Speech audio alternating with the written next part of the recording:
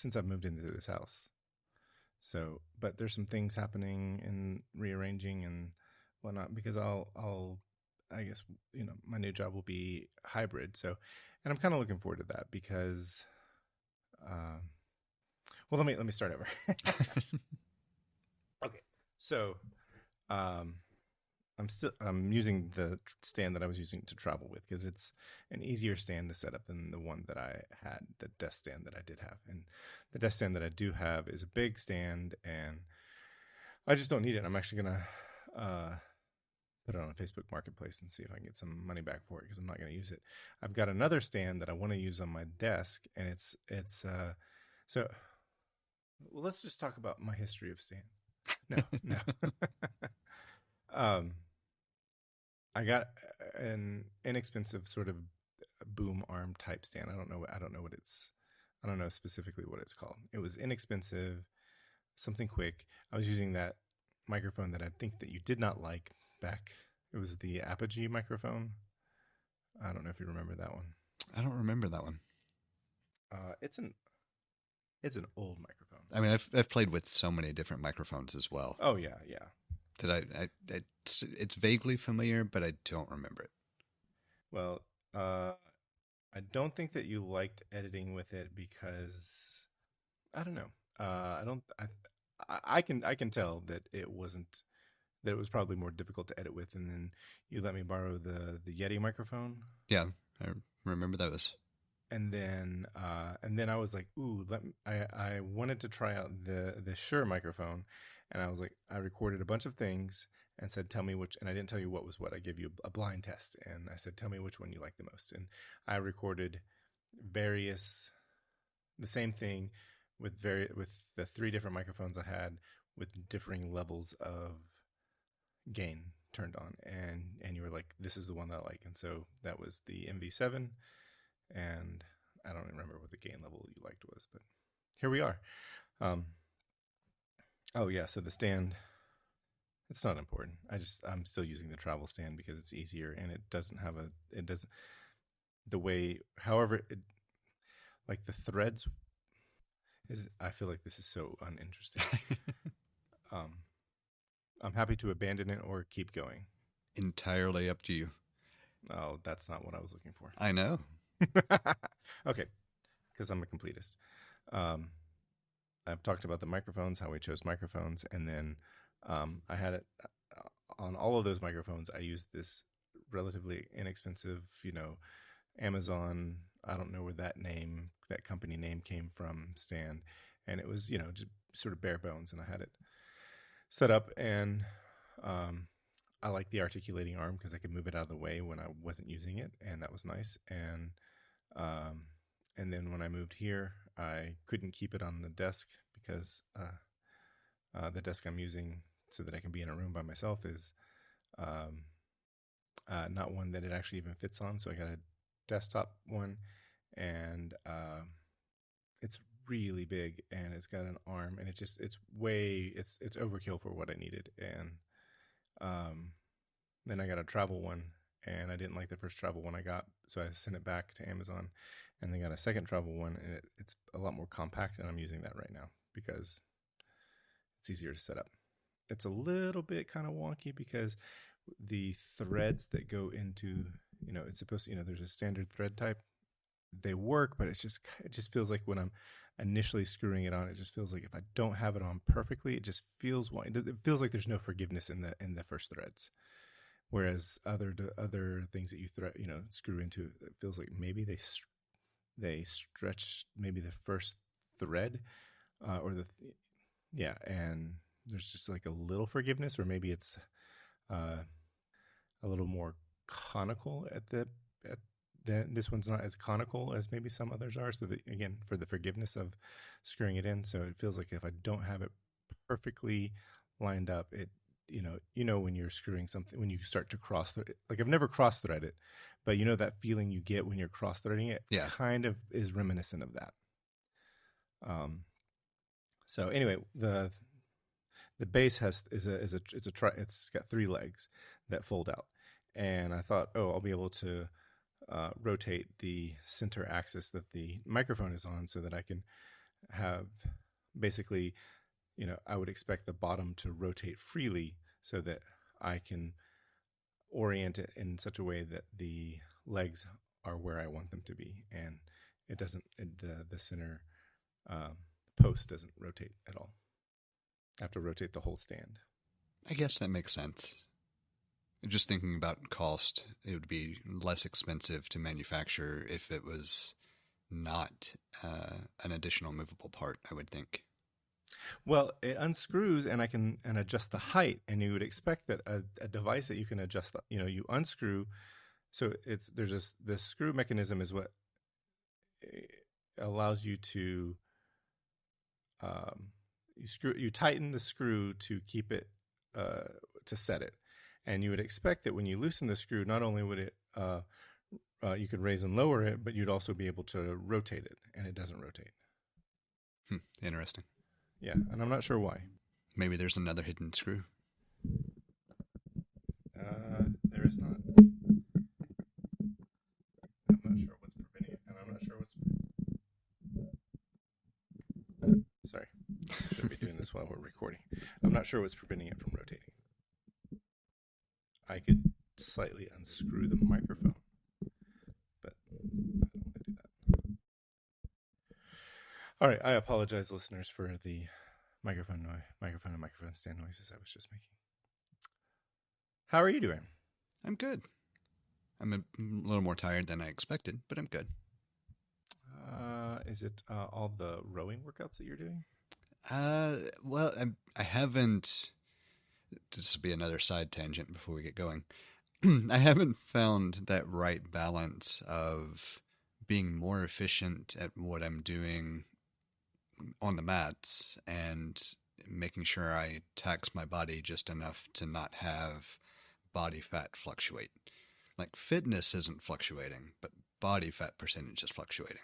And it's fluctuating in a way that I don't like. And so I'm trying to find that right balance of how much like zone 2 work I need to try to get in without overdoing it. Is probably the easiest way to summarize it. Because like before the recent month or so, I would do a quick 10-15 minute walk toward the evening just to help kind of keep metabolic processes running and get a little bit of low intensity cardio in walking around. But I'm not doing that in 90-something degree weather. And so yeah, it's not nice. With the few week trend, I noticed about 1% body fat increase.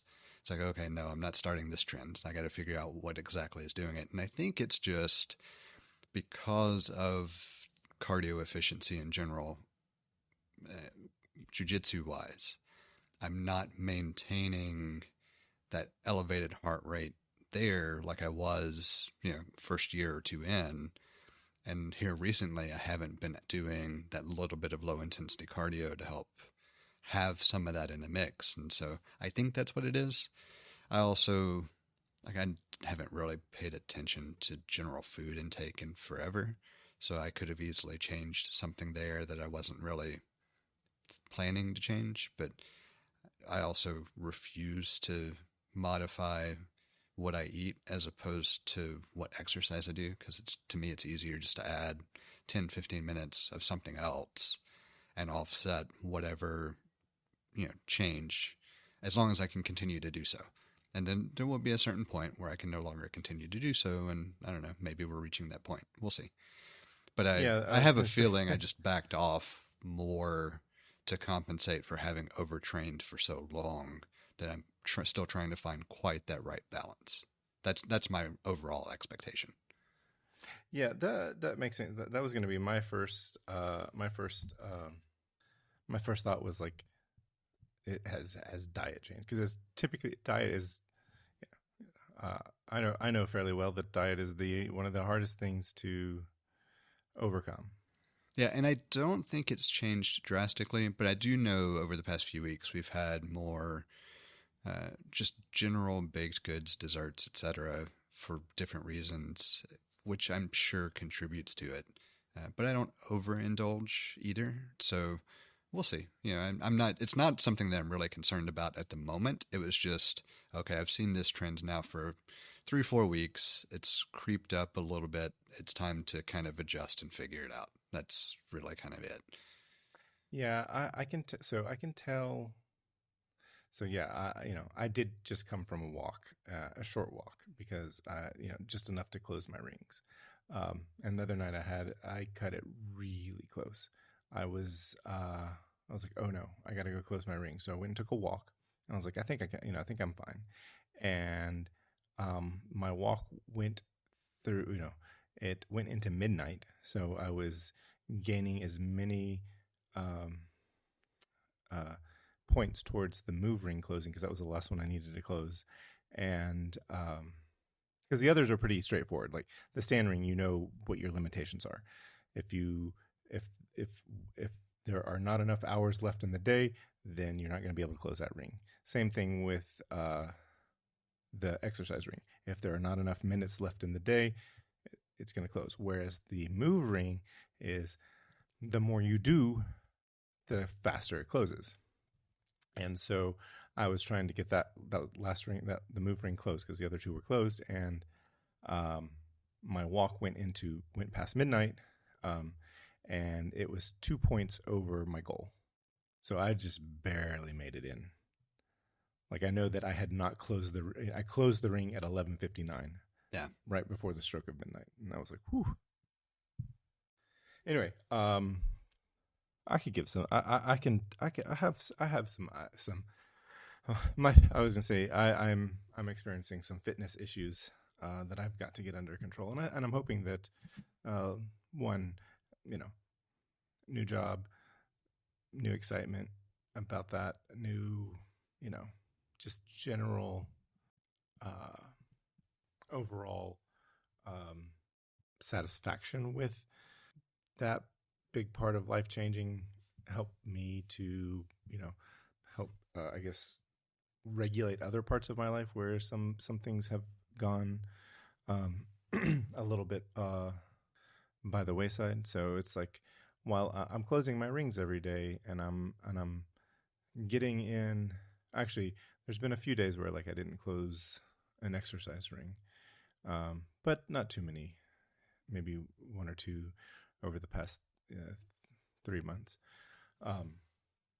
But I can tell, like, there's certainly been a shift in muscle mass, and like a loss of muscle mass. And I was reading about that, and it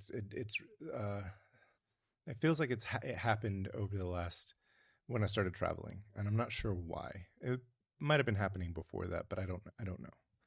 Definitely this year there's been a shift, and I wasn't sure if it was really, I know as you get, as we progress through middle age, it's harder to maintain muscle mass, or not necessarily harder to maintain muscle mass. You just have to be more intentional about maintaining muscle mass. And also, I recently read that, like, being on a GLP-1 can also, that can be not necessarily a side effect, but a result of eating fewer calories means you might be getting less protein, and therefore muscle mass wanes away faster. I would expect there are a few things involved. I don't know how much discussion you want to do generally fitness related. It can certainly be quite a bit. But I learned a lot over the past few years anyway. And so a couple of the things that came to mind immediately as well to consider are just going back to the basic exercise principles, where also you have to think that you've dropped a certain amount of weight. And so the muscles that were working more to move you around are not working as hard. So there's a little more efficiency built into that as well. And then on top of that, if you're not doing something for your overall body picture, like if it's just normal activity, then you're not taxing them as much as you were either when you had more weight to move around. Even thinking about like upper body, even though it's not necessarily a huge difference, but a pound's a pound, Right. And so first thing that comes to mind is that probably also plays a role that you don't necessarily think about immediately. And so you combine the things you already mentioned with that, and without a focus on specifically something other than just walking to help maintain what's there. I could see it. Yeah. So Because it's, I'm sorry, I didn't mean to interrupt. I sounded like I was done, but there was one other little statement. yeah. It's just that it's surprising how little you have to do to be able to maintain as opposed to trying to build. Yes. Yeah. So I think, I think it's mostly, I haven't been intentional in maintaining, and the combination of that and yeah, losing weight has caused that. But see, it's this year's been a wonky year. So I haven't heard you do as much outdoor activity this year either. So, and um, maybe you have, but I just remember hearing you being more active outdoors prior years. yeah, I have been. I definitely have been. I can't. I don't remember the last time I went. Like, I don't remember the last time I went camping, and I don't remember the last time I went paddling. Those have sort of fallen by the wayside, and I could, go into the psychology. I could think about the psychology of why that has happened in my life, but it has, and it's something I want to get back. And I was hoping to get some of, I was hoping to do some paddling this summer, but being away so much, I didn't feel motivated to make it happen on the weekends when I was home. So I would say this summer has been, how work played out over the last 2.5 months was really frustrating for me. Like I think about, Luke being, he's a rising 10th grader, and it's like at best I've got 2 summers left with him, maybe 3, but they're going to be, he's going to be exercising his independence more and more as each year goes by, and I want him to. Like that's what he should be doing. That is, like like whenever he says, "Hey, I missed you. I want to hang out," like that always warms my heart. And I don't know if that's the case with every teenager, but I feel really good, and like I'm doing, being a good parent by having that attitude. And so like I really need to make the most of it over the next couple of years, because he's got, he'll be graduating 3 years from now. He'll be done with high school. He'll be, on his way.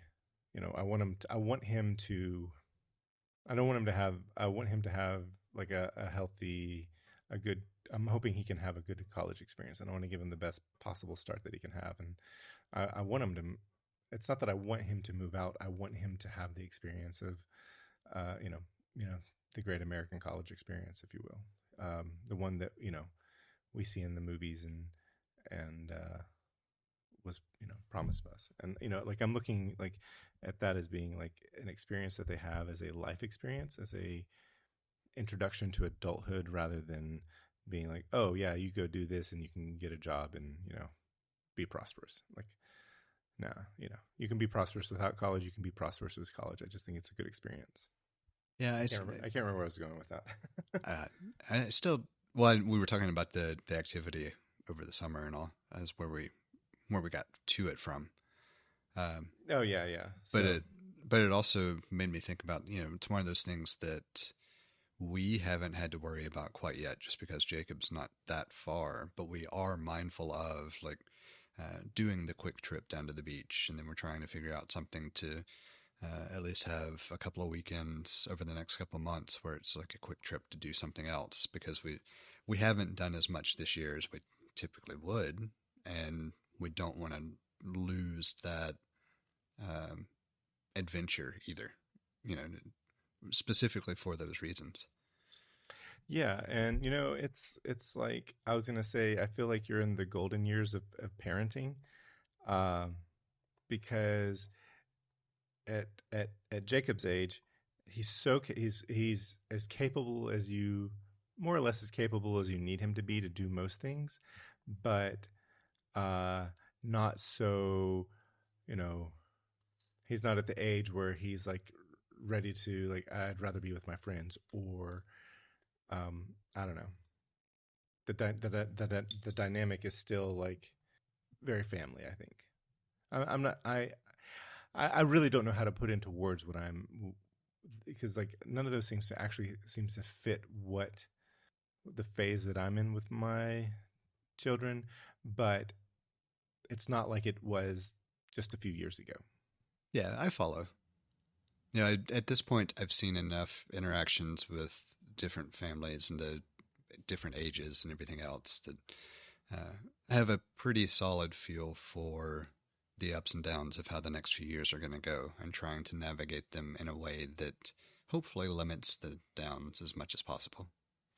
Yeah, I feel like like the last few years, or actually like all of elementary school, is easier than pre-elementary, and middle school is where it starts to like it doesn't get hard or it doesn't get more taxing all at once, but it slowly increases because your kids they're getting older, They're going they through want physiological changes too. they're going through so many physiological changes.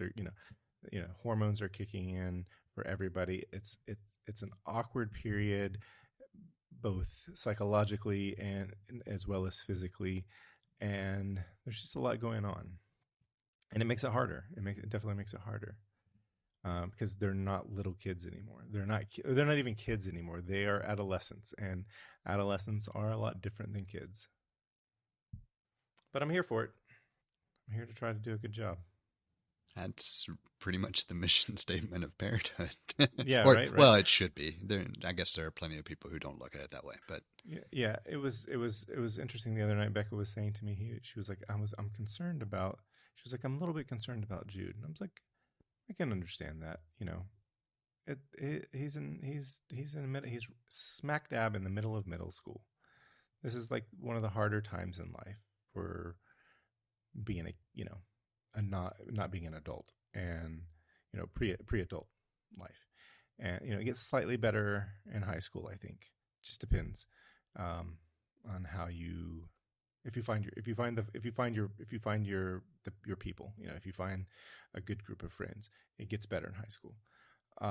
But for him, he's not feeling it the way we're seeing it, and also, um, at this point, like, as a parent, there's not really anything that I can do to change who he is, who he's going to be. There wasn't a lot I could do in the first place. Like, I remember reading somewhere somebody said, your child is not a miniature version of you, or a miniature version of their other parent. Your child is a mosaic of all the ancestors that came before you. And just like you are a mosaic of those ancestors as well, minus one. And so I thought that was really an interesting thing. I think a healthier way of looking at it, because who your children are going to be are who they're going to be. Now you can you can try to instill good, um, a certain type of ethics, a certain, set a certain expectations, set a certain standard for how you expect them to behave in your household. And, that's a thing. But by the time they're 12, you're guardrails at that point. There's still teachable moments, but you're basically there to make sure that they make it, to the beginning of adulthood, and giving them, I like to say what, David Attenborough had said numerous times in the first, Planet Earth, and it's like, just you're there to, give your offspring the best possible start in life. there's there's also an interesting dynamic that I don't remember if it was a combination of psychological and sociological studies, or if it was specifically social psychology that, as a field, that examined it. But interestingly, we inflate the amount of what we contribute to the development of other people just across the board. We like to think that we're responsible for a large part of who our children tend to be, but the research just doesn't bear that out. I don't remember the exact percentages, but it was in the realm of something like your kids are going to become who they are with your level of influence hovering somewhere in the sub 25% range. Like the majority of how they develop into who they're going to be comes from everything else outside the home. And it was interesting to hear that put to it. I'll have to find the actual percentages because it was not, I know it was not over 25%. What I can't remember is if it bordered on 25% or if it bordered on significantly less. But either way, if you think about what that means from in the day-to-day evolution of learning and everything else, you're not really doing a whole lot to change the trajectory of who they're going to become. No. And I was telling, I was in that same conversation I was having with Becca, I had mentioned a cousin of mine that has had some issue, has gotten in trouble with the law. And I said to her, is like, like he grew up in the same home as his, younger sister and younger brother. I mean, that's generally how it works. But my cousin got in trouble, and one of his siblings, his other two siblings didn't. They, I think one of them is they're a pharmacist, and they went through school, did great, and the other one I'm not even sure. I know he's gotten married. So anyway, the point being is like, I don't think there was anything that my cousin's parents really could have done to in their parenting to have changed that. There was, they didn't cause that and they couldn't prevent it. And while it, that doesn't, I don't think that makes it any less difficult to be the parent of someone going through that kind of, or, having watched them make those decisions in life and bear the consequences of the decisions made is not easy, regardless of what you believe or actually know to be true about how much of an effect that you have on your children's, decision-making abilities. Overall, it's always fascinating to consider behavioral development anyway, but just an adjacent conversation is the one where parents are held accountable for a number of different things based on their children's actions. If you look at especially our method of crime and punishment, I think is a better way to say it, but our criminal justice system and the pivot toward trying to make parents more accountable for certain things, some of it goes too far specifically because of this research, whereas some of it makes sense as far as if you don't remove access to weaponry and your child uses weaponry, then I can see you being culpable. Yes. It's just we don't do a good job of delineating those lines because of the bastardization of our criminal justice system against certain individuals. Maybe weaponization is a better word, but I like bastardization. Yeah. Yeah. Not to necessarily take it off on a tangent, but those are things that are related in my head in a way that it's really tough to separate them. And so it's always worth mentioning just to shed light on it. I agree. And I think we're on a tangent of a tangent of a tangent. I think so.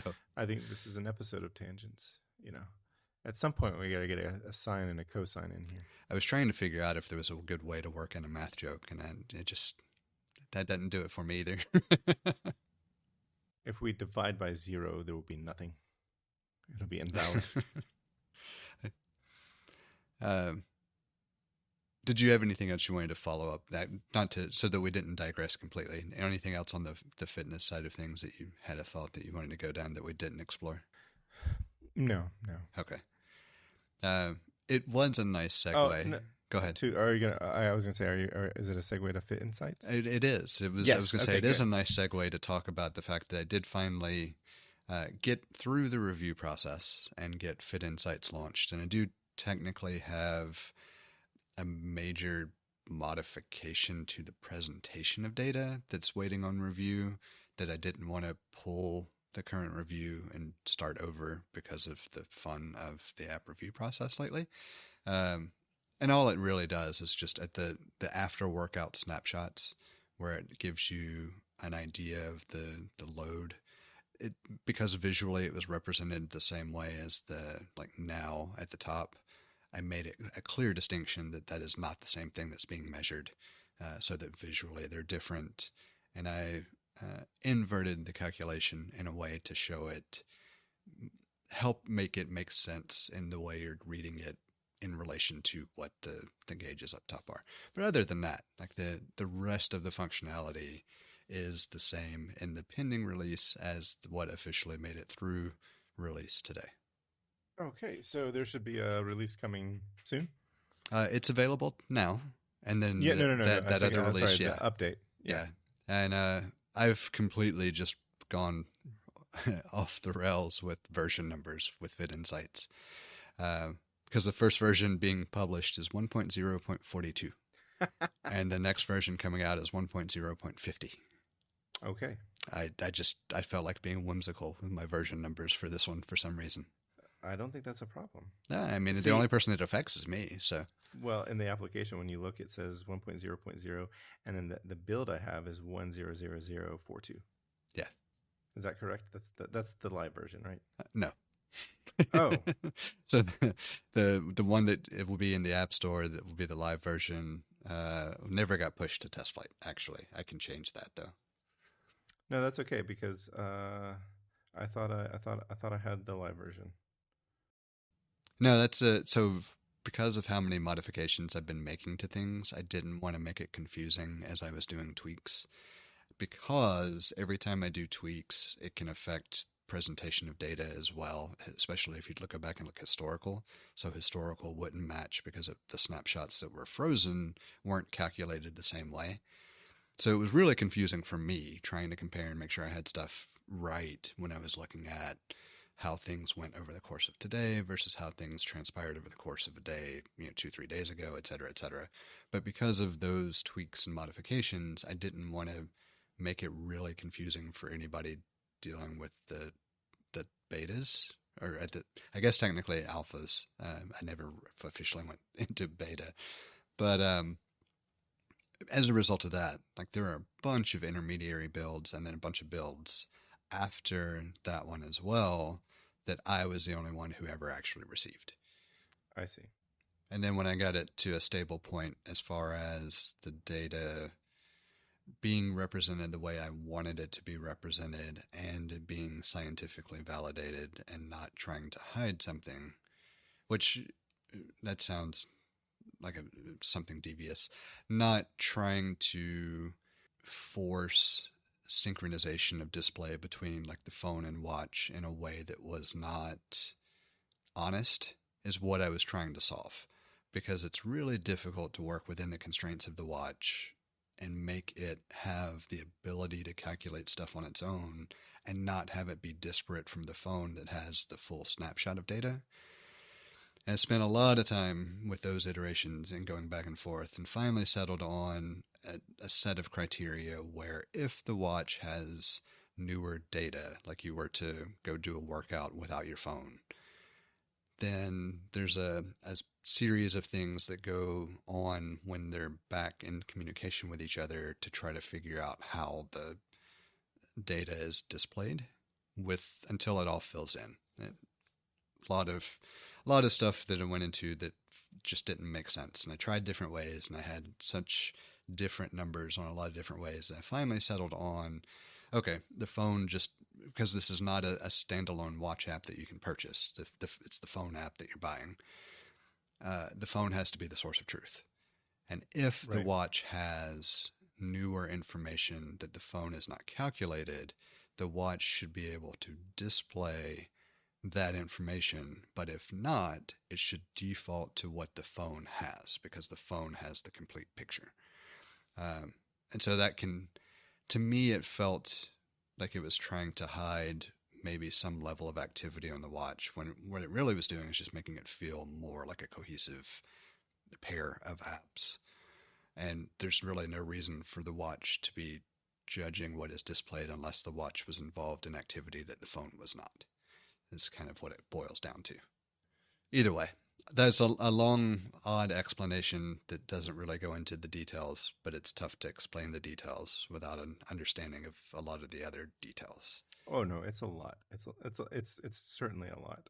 But what it gets to is that because I was playing so much with that, I had a lot of corruption of historical data in builds for me, Mhm. which isn't a big deal because I'm not going back for history for snapshots at this point because I've been analyzing stuff to figure out the app itself. But I didn't want to create that confusion. Like, why would you, as an end user, put any trust in it if one day you had these numbers, but then the next day you look at history and your numbers are all different? You know what I mean? And so a little bit of drift is fine for completion of data, but huge swings. I had some issues with that until I figured out order of operations and syncing and merging and everything. And where it really gets mad is when you don't track sleep. So I had to come up with some answers for that. Yeah. So let me. How is it tracking sleep? Let's say for me, for example, how is it tracking sleep if I don't wear my watch to sleep?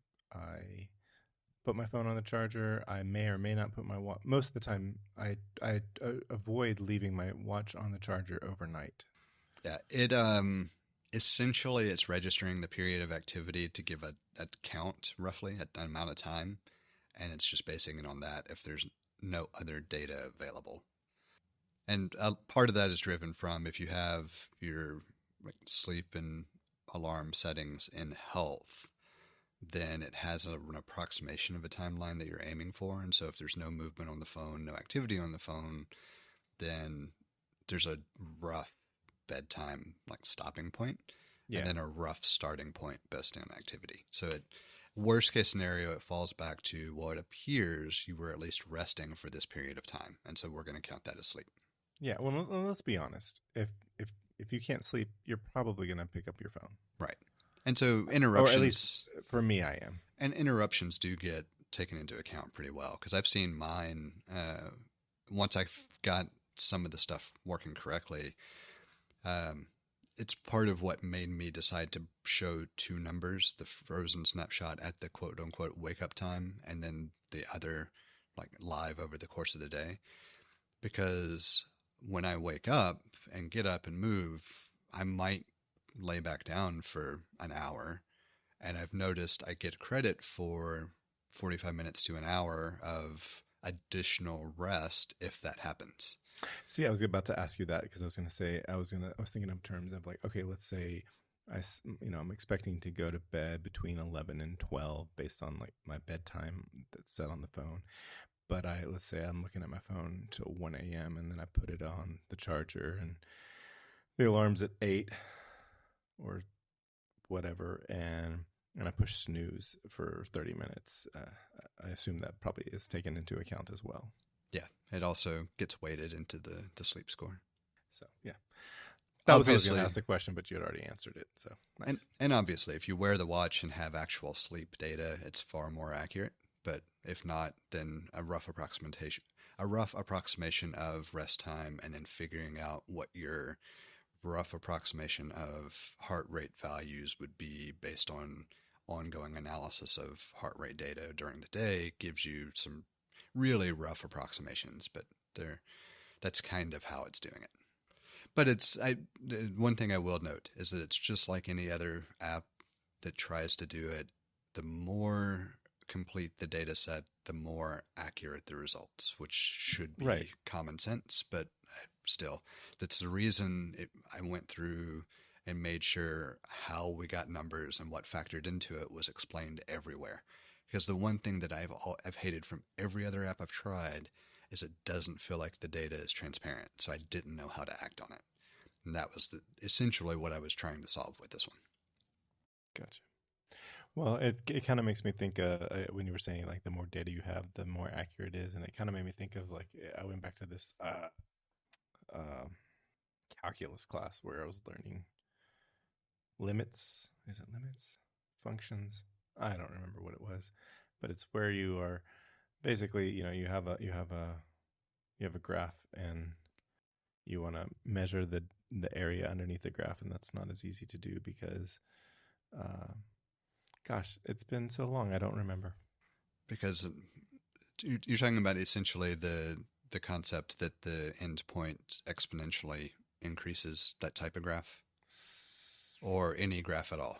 It's so basically you could take basically any wave, or any graph. What was great was when the idea of, I think it's, I don't even remember what it is that I'm talking about. I can't remember if it's a function or a limit, or I'll use the example that they used in class. But basically, if you have a graph, a curve in a graph, like a bell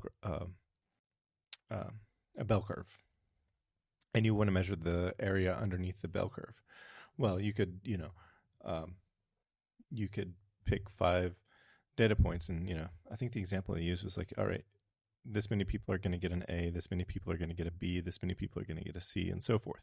You have a rough idea of how much area is underneath the graph, but you don't have an exact measurement. And they use the example of taking music and digitizing it and making it going from, music is, when you create music in real life, it's analog, and when you put it on at the time when you were putting it on a disc, it was digitized. And so the more, as you approach infinity, the more accurate you get at measuring the area underneath the curve.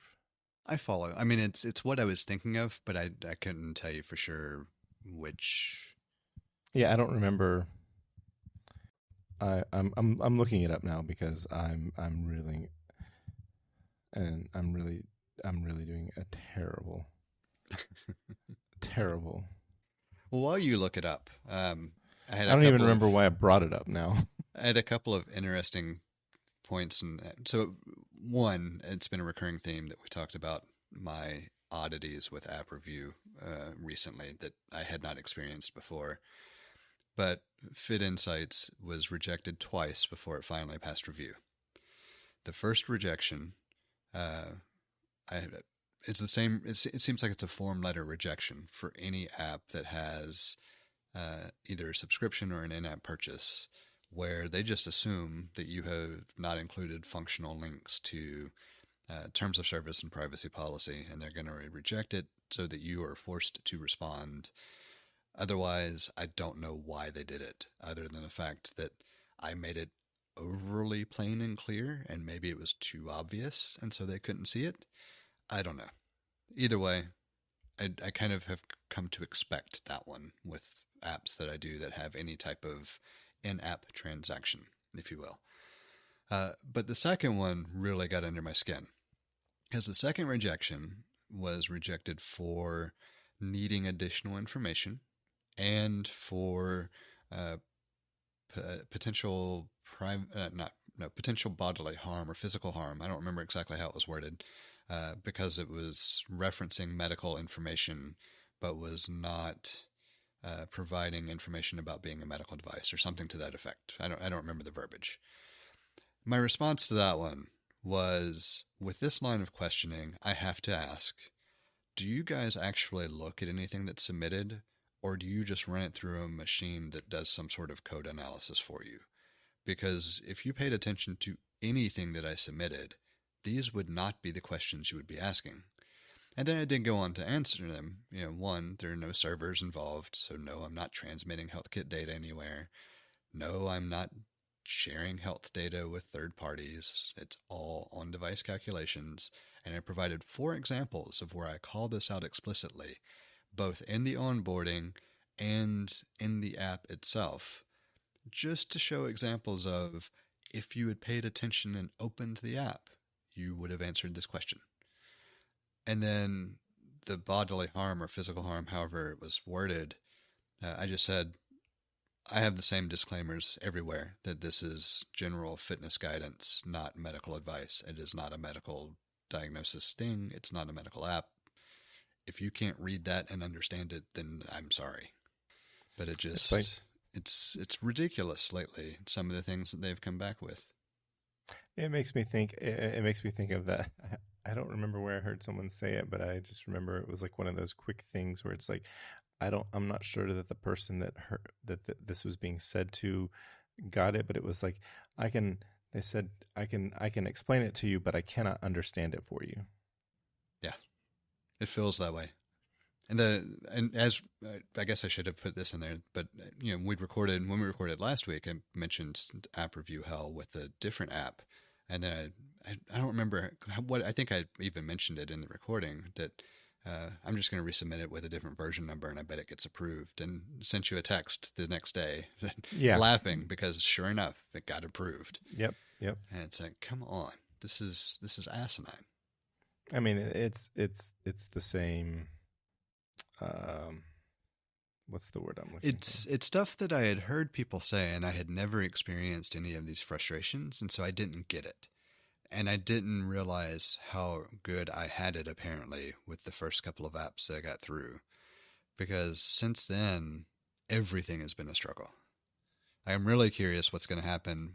So I've got a release for MA Journey pending, because now that FitInsights is live, the integration where I have the module, the FitInsights engine, as a part of MA Journey, so it can generate the top little dashboard on a training session.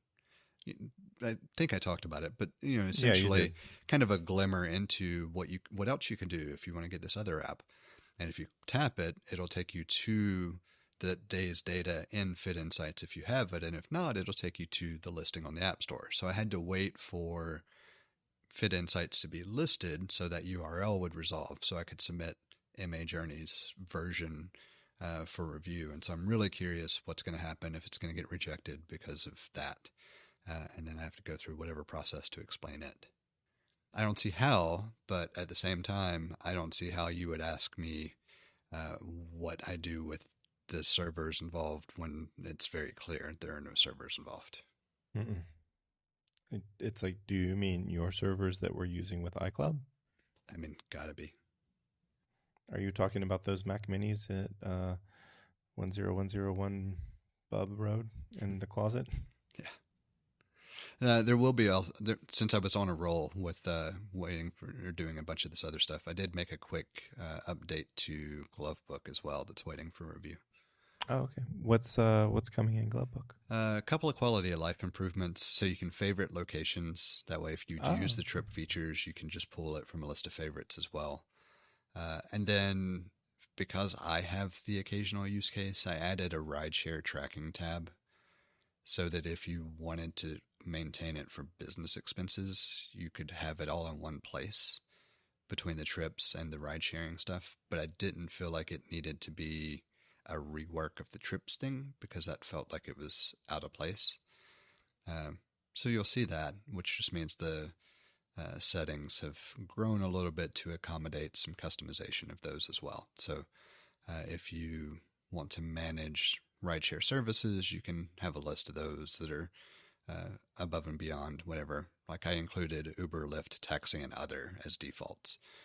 And then if you, what was the other one? There was another list that was related that I included. I don't remember it off the top of my head, but it was minimal. This would be a huge feature, like a 2 point, like the next full integer upgrade. But I made it so that you didn't have to know the end mileage to save a trip. That was the other thing. Oh, okay. I was going to say an interesting feature. Like I think this would, I don't know how big of it. I think this would be a significant endeavor, regardless. But if it also showed you the last reported price of fuel at a location. Yeah, I don't know how to pull that. So I know the Shell app does it, but they're doing it internally with their data. Same thing that I think Chevron and Exxon do. They probably don't have public APIs. Yeah, I know AAA tries to do some of that, but I've never had it be accurate. And I would expect that if anybody was pulling from the most accurate source, it would be them. But still, I mean, maybe not. Something to potentially investigate. I've used Gas Buddy. Somebody told me, Somebody told me about Gas Buddy years ago, and it seems to be pretty good. But I think it's based on user input, but I'm not sure. Interesting. Yeah, certainly something I can take into consideration. Yeah. I did look up what I was trying to describe in calculus, and it's integrals. Yeah, as far as what was being described, I remember at least the concept, but I would not have remembered integrals. No, I wouldn't have either. And integrals is it's basically what's the word? Opposite or the reverse of differential calculus or differentials. Because I remember differential calculus being a specific class, and I think it is you have to go through, like it's maybe like calculus, this second level of calculus. So if you were to think about integral calculus being calculus 101, I think differentials comes like calculus 102. I don't know. Yeah, I never had to take calculus in college. I only took the AP class in high school, so it was not divided. I took it in college because you're supposed to take it if you want to get a degree in biology. You're also supposed to take physics. I did that too. I didn't care for it. Like, it's one of those things where it's like you're taking all the fun stuff and making it not fun.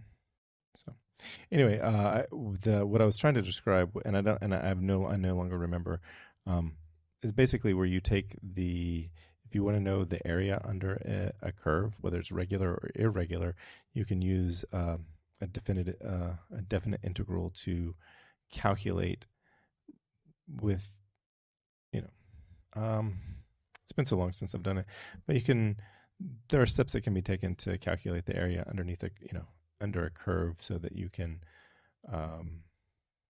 define it. And I just remember the professor drawing a curve on the board, like just a normal bell curve, and then like putting, like 5 different bars under, like a bar graph underneath it. It's like, here that are all connected.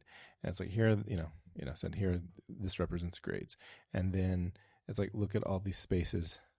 Here's a smooth curve, and here's a rough, a bar, and there's space that's not accounted for in between the curve. And it's like, well, if we keep adding more and more bars, so if we were to put like 100 bars underneath this, we'd have a lot more accuracy of area underneath the curve. And then I'm not sure if this is translating well, and I can see the visual in my head, but I'm not sure I apologize if this doesn't make sense. Go find a YouTube video about integrals, and you'll learn. But essentially, as the math is that you're basically trying to approach infinity, which you can't, but that's the goal. Is the closer you are to infinity, the more accurate you can calculate the area underneath the curve. And so what was great was, I think this professor did a really great job in explaining it. And then he said, and this is how they digitize music. The more accurate, and there's a point where we call it lossless. He just started describing, the equation. Basically, these equations are used to derive. I shouldn't say derive because of maybe derive is correct. Anyway, that's how they calculate area. Basically, music is a calculation of area under a curve. Or I'm going far. I'm going too far into things that I don't actually know about. But it was the example that was given, and it's like the more you break it up, the more data points that you have, the more accurate it is. And at the point where you can't where the human ear can't distinguish the difference, it's like that's considered lossless. Yeah, it makes sense. I followed what you were getting at least. I'd probably not explain it any better. Yeah, well, it's not our jobs to do that. So, and I could read what's in the Wikipedia article, but I don't think it's gonna necessarily help. Yeah, that's all right. I think the general gist is there. Yeah. Now, if we could go back and I could remember what made me think of that, that would be great. But I don't remember. So on Monday, when this is released, I'll at least know then. It was me talking about the more data, the better the app would be. Yes. I think I was referring to the sleep. Yeah. Because I don't wear my watch in bed. I don't think I have anything else on the app at the moment, unless you had any follow-up question, though. I don't think I have follow-up questions. I'm still trying to learn the app. I think it's I think that it's I guess I do have one question, and that is, will this app help? So, like, from time to time, the health app will say, "Hey, here's a trend that's been happening. Like, your resting heart rate is lower over the past 6 weeks. Your resting heart rate is higher over the past 6 weeks." Will it inform Apple's health app to give those kind of updates, or will it have its own updates like that? Technically, neither, but at the same time, yes. So I have to go look. I have to go looking at them. Right. So the big thing is I wanted to make sure that I only did, well, I guess first, to answer the most basic question, I don't know that there's a way to inform Apple's health app about anything relating to trends. I didn't explore that, but I also, I didn't want to do anything that was going to even remotely look like I was pushing data into health. I want it to very much be an analysis of the data you already track. So if you track heart rate over the course of the day, great, you've got a certain baseline that can be calculated from heart rate over the course of the day.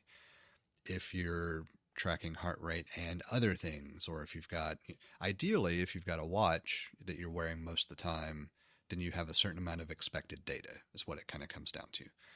And so, assuming that's your baseline, you can add to it or even subtract from it to an extent and still get some general actionable insights from the basic data that you're tracking. And again, the more you track, the better some of those insights are going to be. But the overall way to think about it is that what I am providing is a snapshot of whether you are performing above or below your calculated baseline. So, like when you talk about the target intensity, that's based on your types of activities and general exercise level adjusted based on your recovery. So it's not saying that you can't go above it. Like, I certainly exceed mine almost every day. It's just that would be, if you're maintaining your historical trend, this would be what you would target based on your recovery. And so, like, if you go further down to like your training baseline, I think that's the term I used, but the baseline is very much a rolling target of, is my intensity higher or lower than my average intensity over this cycle? That type thing. So as you start to understand that what you're really looking at is a snapshot of, am I training harder than usual, or am I training not as hard as usual? That's really the question that I'm trying to answer from the dashboard. So how well am I recovered? How hard am I training? The insights and the engine both work to try to give you some level of guidance on understanding your overall fitness picture. So where the dashboard is geared toward a daily, let me just see kind of how well I'm recovered and how much effort I can put into workouts today, without an upper limit, just, what should I target to maintain my general average? Then insights are what let you drill into your trends over time, and or what the training load actually means. So where the dashboard is giving you a relatively singular kind of data point to look at a glance and say, okay, I've definitely worked hard enough today, kind of thing. The Insights tab is more, okay, out of what you've done today or over the past couple of days, what does that actually look like? Instead of it being just a number, break it down for me on what I've actually done from an intensity perspective. Engine still feels incomplete to me, but it's only because there's only a certain amount of data that I can assume is present. And so I tried to build both aerobic and strength and conditioning guidance into what is provided, but realistically, the strength and conditioning guidance is very much hit or miss. All it really knows, for the most part, is these types of activities contributed to strength and conditioning.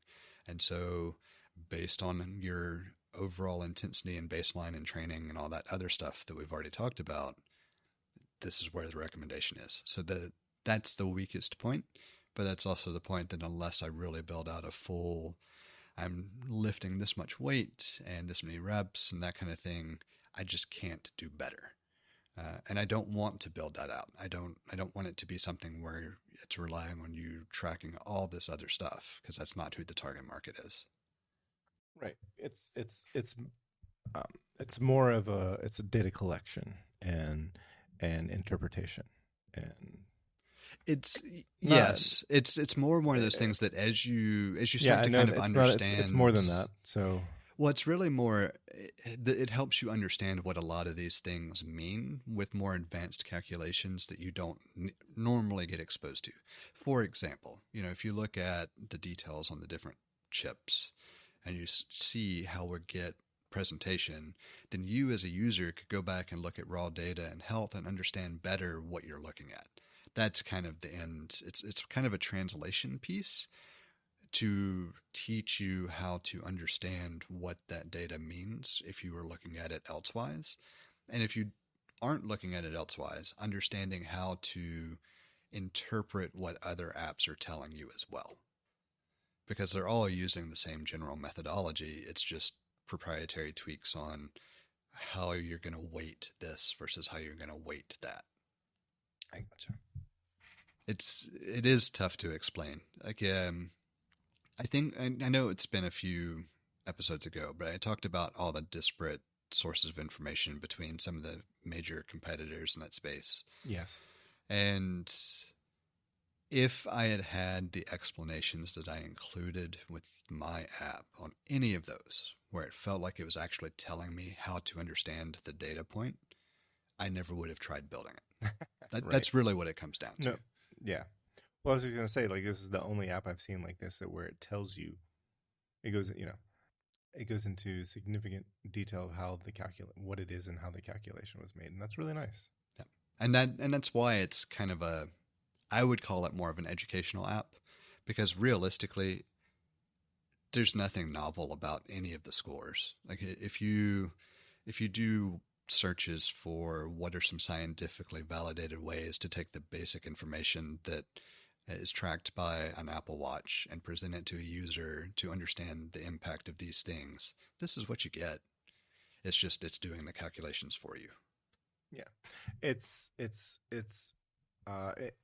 kind of, it takes so if you're using the modular ultra watch face, yeah, and you set it to training, it's doing that, but giving you, orders of magnitude more data and explanation of how the data was calculated. Yeah. Yeah. Because I use that setting sometimes, and I'm like, yeah, if I don't walk, it tells me I'm going below. And I was like, well, duh. So I don't know, it's not clear how it gets that data, but I think in your app, it's nice to be like, okay, this is probably what that complication is doing. Yeah, I've realized, so I do think that they take the session ratings that you put in and attribute some level of weight to that for whether your effort goes above or below.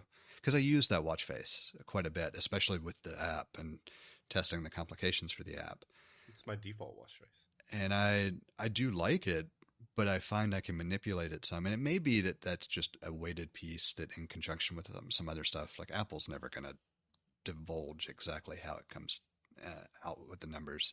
Right. It's IP for them. Yep. But I'm actually doing something slightly similar as well. So if you rate your workouts, your effort, the subjective feeling of everything else, I didn't want it to change the scientific numbers, but I wanted it to be something that you could look at in comparison to those numbers. And so that's why some of that information gets charted on the insights piece as well, so that you can see your sleep and mood and that kind of stuff and how it feels over time, so that you can see, am I training harder, but rating it as not as hard, or vice versa? I don't surface that real well, but that's because it gets confusing with you. If you think about it in conjunction with the dashboard and what most users are going to look at, it gets confusing to provide the subjective ratings as number values instead of just how have I logged it over time. Yeah, there are certain parts of this. It's like, if you really need to know, there should be maybe a request for, your paper, your thesis. But no, it's like, I don't expect that most people are thinking about that. I think that it's a, yeah, like you said, an educational. I included a few things that I had never heard of before, just because it was interesting from a research perspective to say, okay, well, can I show that? Most of that is in insights. So like, I had never heard of polarization training, where you're essentially trying to do extreme swings between easy and hard training and consider whether that level is polarized or not. Not something I ever would have thought about. I can understand why runners and cyclists might, though. And that also explains why I never would have thought about it, because I don't do either of those activities. But I thought it was neat. So it's like, okay, well, what else is tied to this that might be of interest to people that I have no interest for? And so I tried to include those types of things in insights, because insights is really I want to explore my data. I know some of what I'm looking at, and I just want to see what all is there in these different ways. So that's kind of what it's built for. Yeah, I was gonna say, when you said polarized, what did you say? Polarized training or polarization are the two ways it's referenced. So when you said it, I wasn't familiar with that particular term, but then when you described it, I was like, oh yes, okay. So I remember learning about this when I took mammalian physiology in college. The professor of that class was he's probably a health nut. I'm not entirely sure, but he was very much into fitness, and this was the early 2000s, and so he cycled, and so he was also very much into Lance Armstrong, because it was before we knew that he was doping. Yeah, I when I say that I really tried to root everything in scientifically validated and accepted practices, I went down a rabbit hole of trying to make sure that I validated everything that way. Good. Yeah, no, I mean, I was just going to say, I just remember they talked about why anyone would do polarization training. It has to do with the same concept as interval training, I assume. Like similar idea where... What is interval? What is the purpose of interval training? So general aerobic improvement often happens when you're not doing consistent aerobic style activities. So, for example, if I'm gonna row intervals, I'm gonna row like really hard, really fast for X amount of time, and then back off to let the heart rate come back down, and then repeat in intervals, essentially. Yeah. It's the same concept behind the rise in high intensity interval training. It's why runners a lot of times will do a sprint and then jog, and then sprint and then jog, that type of thing, because it increases aerobic capacity faster and better than just steady pace. It's kind of what it comes down to. Right. Isn't it also to avoid plateauing, or to help prevent plateauing? It's to help address hitting a plateau, because you can generally get through a plateau faster, is my understanding. But again, I'm not a runner. Like I remember reading bits and pieces of all of this stuff, and it just got to a point where it's like, okay, I understand that this is of interest to people. It's just not for me. But like, what my personal use case, like with the rowing, part of why I did the intervals was because it helped develop aerobic capacity faster for managing breathing under pressure on the mats. So like doing a steady row for an hour is great for endurance, but that doesn't help with the spikes in recovery and intensity in other types of activities. Whereas if I row hard for 5 minutes for, essentially 1,000-meter dash, and then back off to just kind of an easy row for a couple of minutes and then row hard again, that translates better into developing that burst aerobic capacity that I need for my activities. Yep. Yeah. That's basically what I learned in physiology, and to the degree of it's like, there are different kinds of muscle fibers, and you've got the one that they call slow twitch and fast twitch, and like this, I don't remember why twitch became the term, but essentially slow twitch is for endurance, and fast twitch is for like the basically like the kick at the end of whatever race you're, to use it. You're using fast twitch for the high intensity sort of explosive efforts. So I just remember learning that it wasn't called, when I was learning about it, it wasn't called, I don't think they called it, I don't remember the term polarized training. But essentially, varying your workout so that you're in one zone versus the other zone, and trying to avoid sort of that intermediate zone, so that you can train for both endurance and high intensity efforts.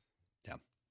It has influenced some adjustments in my training schedule as well, because I realized after doing all this, I wasn't doing a lot of what I would consider general strength training, because I don't like doing it, is why I don't. I let my time on the mats be my strength training. But I decided what I would start doing technically as of this week, I guess, but last Friday I developed it and did one. But just add a quick 10-minute calisthenics routine at the end of the day, 3 days a week, and focus specifically on maintaining whatever muscle general mass that I've developed, instead of letting it be dictated by not training anything specifically focused on it. Kind of like what we were talking about at the beginning. Just because I know that I'm at that point where if I don't at least do something to specifically target the muscles most likely to start deteriorating, if I get more and more efficient on the mats and I rely on that on strength training, it's going to be detrimental long term, because I'm not adjusting for it with some other complement over the course of the week. Well, I'm looking at going back to strength training, because since I remember one time when I was 15 years old, I was challenged by a soccer coach to do X number of push-ups, and I didn't think that I could do that many push-ups. And they're like, well, why don't we find out? And so I started doing push-ups, and I exceeded the number that he put out. And then since I was 15, I've never not been, anytime I've ever tried, I've not ever been able to, I'm using too many negatives here. I've always been able to do that many push-ups until this year. I tried to do that many push-ups and I couldn't. And, that's like, oh man, I'm definitely losing muscle mass. And I also noticed it when I was like, oh, I'm this weight, this shirt should fit this way. And it didn't fit that way. So it meant that, like, yeah, I've lost weight, but I've also lost muscle mass, and that's not good. So I'm hoping with this, this life change to also get back in the gym and lift weights. I do enjoy that, but it's like I've always had a difficult time, following that routine. The most the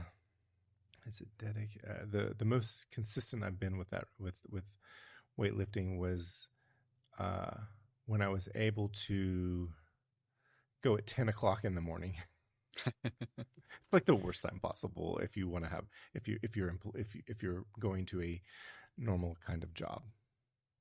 Well, it's part of why I like going to the 11:30 class when I train at the gym, is because twofold. One, it breaks up my day, so I can get up, I can start working, do some stuff in the morning, force myself to have a break, workout, feel better, and then finish out afternoon, evening, whatever, spacing it out depending on what all I've got going on.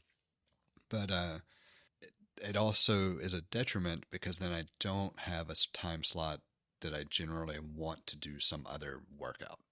And so I had to go back to the drawing board and decide, okay, I know I've never really had muscle endurance with regard to strength. What I've done over the course of the years is I've built a certain amount of, I would say, isometric strength and recovery so that I can hold. And if you think about grappling, it kind of makes sense, right? I need to be able to get to a point where I can hold a position, recover, and then attempt to do something else. It's the mindset.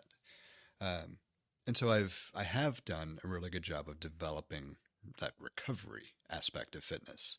What I haven't done a good job of is increasing muscular endurance for the explosive movements or anything that requires a burst of strength. And so when I was thinking about what I wanted to add, it really came down to what seems to be the most effective thing for the things that I already do that I'm going to see the biggest benefit. And I thought, calisthenics makes a lot of sense. And so that's what made me decide to put that in, mostly because I could then build on that pretty easily, either with weighted movements or, more difficult movements that work similar muscle groups. Maybe I'll eventually get to some of the really interesting things that people see. Right now it's very basic, but I say all that because the push-up thing has specifically started the thought. I can do a large total number of push-ups as long as I pause in between certain number of push-ups. I can't do them continuously, but I can do a surprising number if I do a few, stop for a few seconds, do a few, stop for a few seconds, that type of pace. And so as I've started this, I've tried to pay attention. The version of the calisthenic workouts I'm doing is essentially one of the every minute on the minute you do a workout, a movement. So EMOM is what they call it, EMOM style workout. And as a starting point, the starting point is 12 push-ups for the first set. So after you do your 12, you rest until the next minute, and then you do the next exercise, and then you have 5 exercises that you repeat once, and you complete the circuit. So there'll be 2 sets of push-ups in there, 2 sets of squats, 2 sets of rows, 2 sets of glute bridges, and 2 sets of planks is essentially what the full workout is. And all of those can be built. But I was surprised that I felt like I could do more than the 12 the very first time. And I normally don't feel like I can do that many push-ups in one go. That was just a surprising thing to learn. Now, could I do a whole lot more than that? No. I tend to get to the point where my arms want to give out at about 15. And then if I pause, I can do another 10 to 12. And then if I pause, I can do another 10 to 12. I can maintain that for a few cycles. And so that's what made me decide that this might be the way to focus strength improvement right now in the short term, and then see what I get after a few weeks, and whether moving to I think wide push-up would be next. I don't remember. I'd have to go back and look at the progressions. But either way, what it comes down to is my goal is to be comfortable doing a fairly continuous set of 30 or so push-ups before I transition to a more difficult workout. Devising unqualified opinions, applying filtered thoughts, discussing distilled feelings. Jesse and John on the line, talking life 1 week at a time. Good taste, bad takes, all the same. Real talk, always in the frame. Monday to Friday, we come through. 1 mic, 2 minds, nothing fake for you. Throw it out, break it down, turn it over, spin it around. Filtered thoughts. Jesse and John, we got a lot. Distilled feelings. Talking life, talking real things. Filtered thoughts. One more thought, then we lock it off. Listen in, every week, Jesse and John. Conversation deep, various topics. Same 2 guys, talking through the highs and lows of life.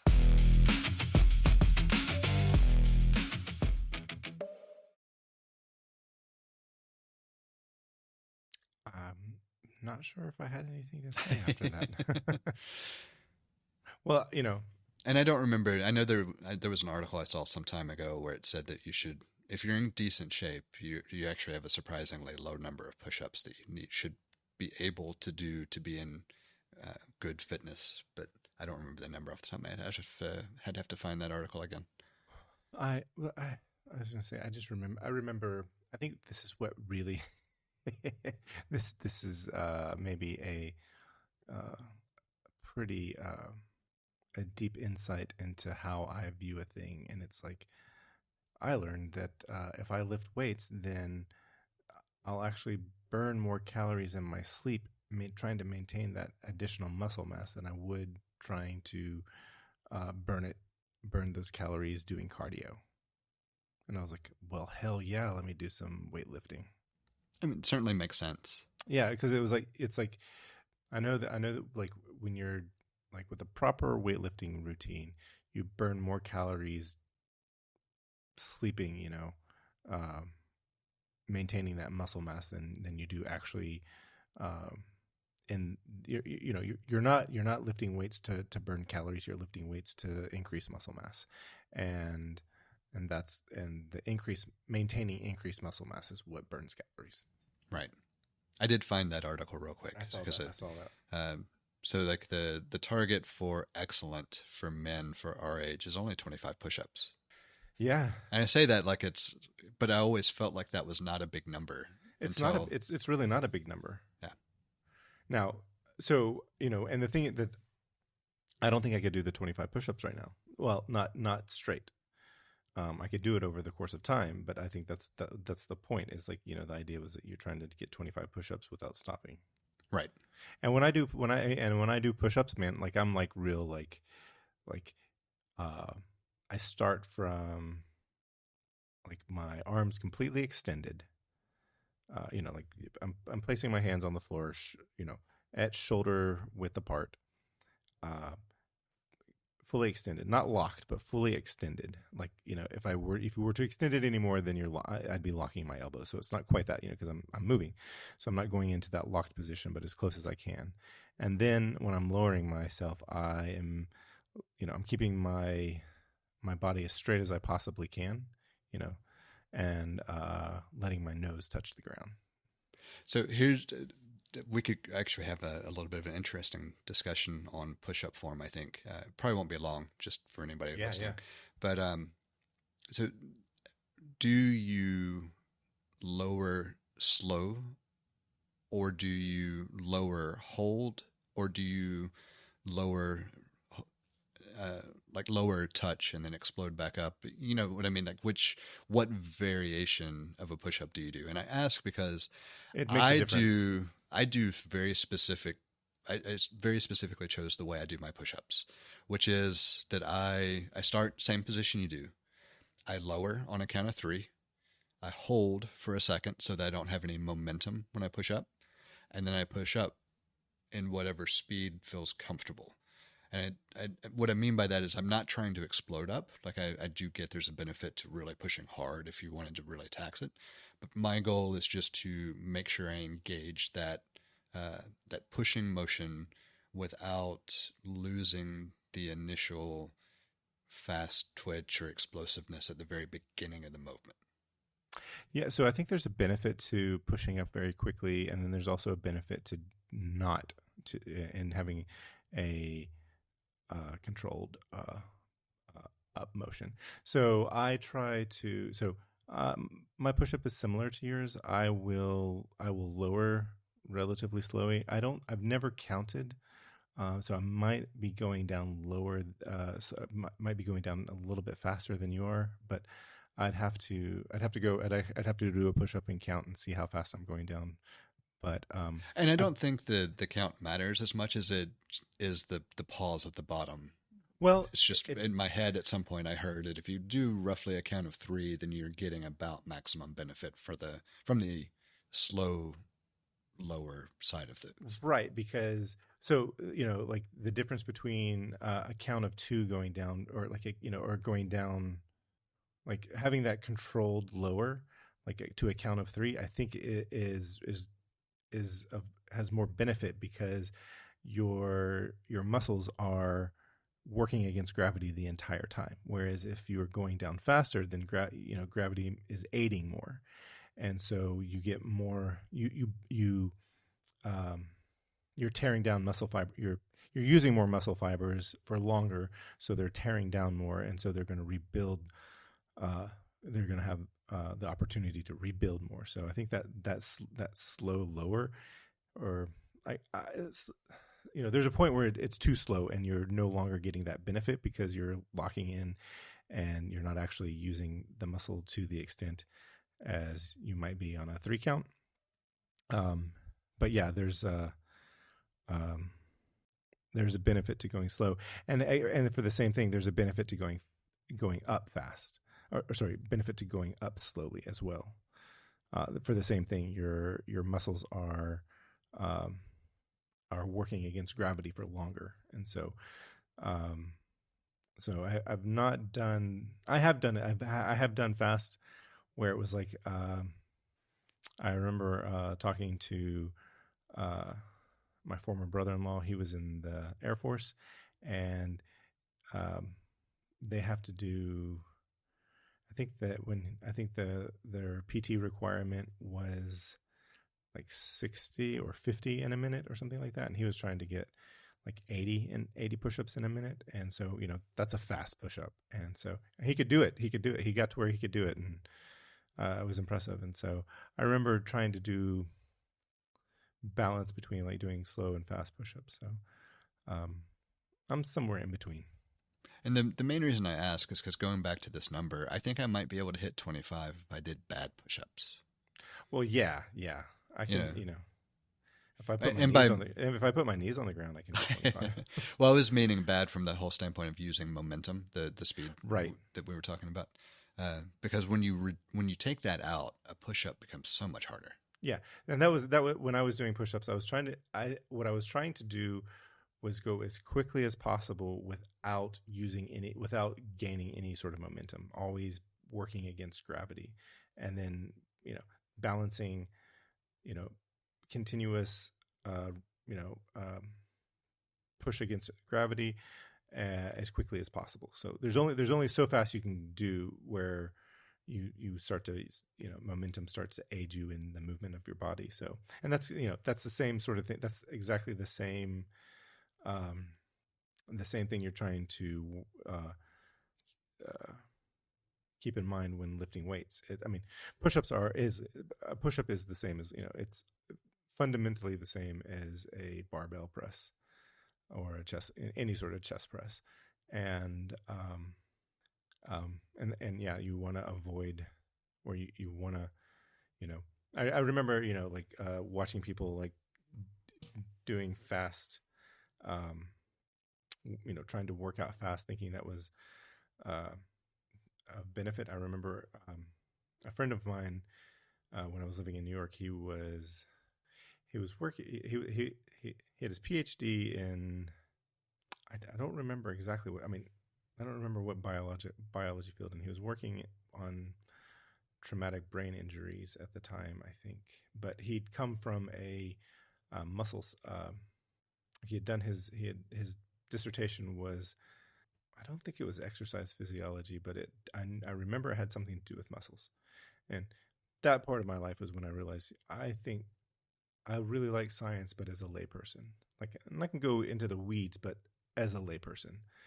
When you start doing standard deviation in your graphs and statistical significance, I'm like, I understand why those things are important, but they are not for me.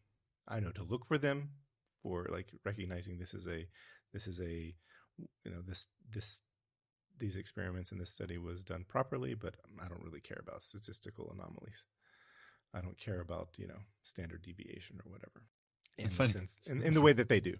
Yeah. The funny thing is I gained a greater appreciation for or interest in it as a result of using statistics and behavioral sciences, which is what led to this actually being semi-interesting, but it's not something I want to do all the time.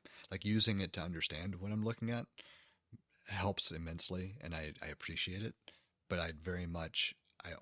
I'm more interested in looking at it with regard to behavior than I am this. Yeah. So where I was going with all of that was that I remember him saying, "It's like you need to be lifting enough weights that um, somewhere between you're failing. So with good form. So assuming that you're using good form the entire and proper technique the entire time, you need to be failing between 8 and 12 reps. If you can do more than 12 reps, your weights are not heavy enough. If you can't get 8 reps in on the third set, because he's like you should be doing 3 sets, and there's a whole thing about how much time you should rest in between sets. Like there's he's a fucking scientist, so he was getting the science in on me. but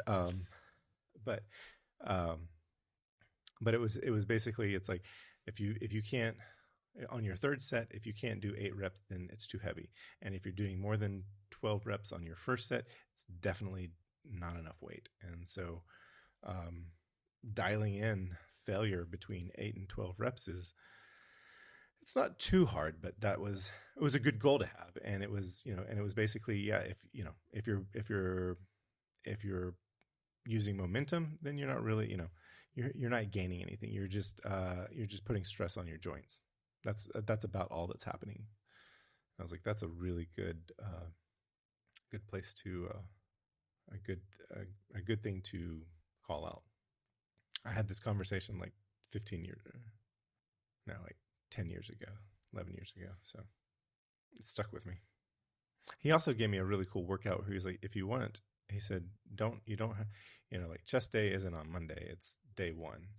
And he gave me a 4-day split where it was like, I think it was like chest and arms, back and I can't remember. It was like, back and shoulders typically go together. We'll see. There was a whole shoulder day. Oh, okay. So I can't remember what he had with back, but then there was like a chest and arms day. There was a back and something day. There was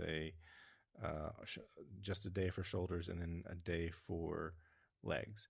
And I remember he said, he said, you have this 4-day split. So if you want to work out every single day, you can, because because you did, chest and arms on day 1. By the time you roll around, you do the next 3 days. By the time you roll around to day 4, then, or actually it would be day 5 because it's a 4-day split. When you roll around to day 5, you can do chest and arms again because you've had enough time for those body parts to recover. I was like, that's awesome. I don't know that I have anything else to add now. Oh, okay. I remember. It was chest and triceps, back and biceps, legs, and then shoulders. Okay, that makes sense. Yeah. I knew it wasn't, I was like, I knew it was something, and that's what it was. It wasn't chest and arms, it was chest and triceps. So it was good. It was a good, when I was doing that on a regular basis, like, it got to a point where it was like, I work out to eat, and then I eat to work out. Yeah. Which is how it should be. Right. But then there's a point where it was like, if I work out extra, I can have like 3 more slices of pizza tonight. Like it got to be. Yeah, that's an extreme version of it. So one of the things I know has been fascinating is that it doesn't really work that way. Like you could just do the normal workout and still have the extra pizza and probably be okay. As long as you didn't do it every night. Yeah. That's the way I like to be, where I don't have to worry about, I don't think about what I eat. Right. It's just, I need to make sure my activity covers what I eat. I really want to get back to it, and so that I can try, because like there was never a point, it was always a point in my life where or let me rephrase. Since I've been taking a GLP-1, I haven't done that kind of exercise. And I need to bring it back in my life. I feel like I have an opportunity, I feel like I can fit it in better. I can prioritize it more easily.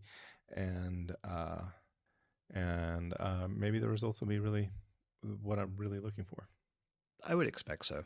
I know it's not a comparison, but just the transition that I made where I don't know that I can envision a day without some level of activity anymore, because it makes me feel that much better. Mm-hmm. And on top of it, I know I'm in better shape than I had been by a long shot.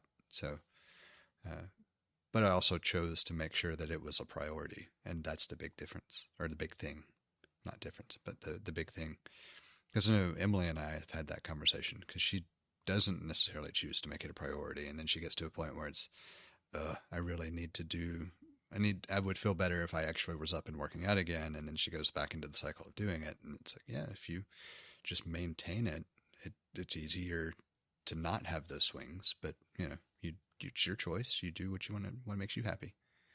Yeah. Well, it's like, I can remember in late spring, I was like, I was walking faster than I am now. I was walking longer distances than I am now. And most of my walks were easy walks. They were in the neighborhood, on UAB's, through UAB's campus, because, if I walk in a straight line, I walk into UAB's campus, and